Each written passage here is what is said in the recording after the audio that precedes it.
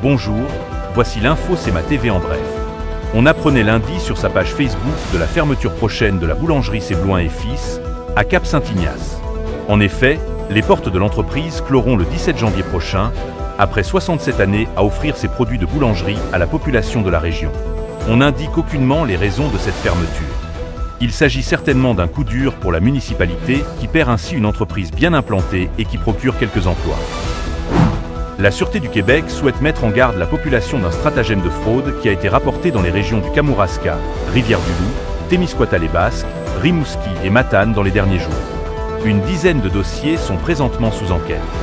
Rappelons que dans ce type de fraude, un ou des fraudeurs appellent chez des gens en se faisant passer pour des policiers ou des représentants d'institutions financières et avancent qu'ils ont détecté une fraude au niveau de leur compte bancaire.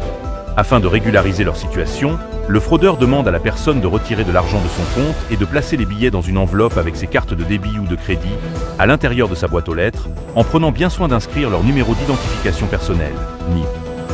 Ensuite, il leur indique que quelqu'un passera un peu plus tard récupérer l'enveloppe afin de régulariser ou sécuriser le tout.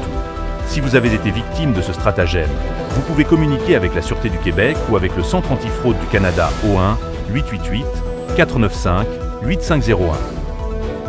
Selon maboss.com, un individu âgé de 63 ans a été retrouvé sans vie lundi soir sur un terrain boisé de Saint-Côme-Linière, municipalité située entre Saint-Georges-de-Beauce et la frontière américaine. L'homme a été découvert sous une excavatrice. Son décès a été constaté sur les lieux.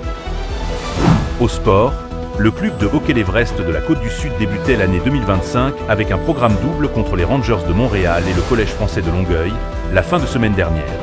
Le premier match s'est soldé par une défaite de 4-3, le second de 4-2. Pour plus d'informations, visitez le cmatv.ca ou suivez le fil Twitter X de CMA TV.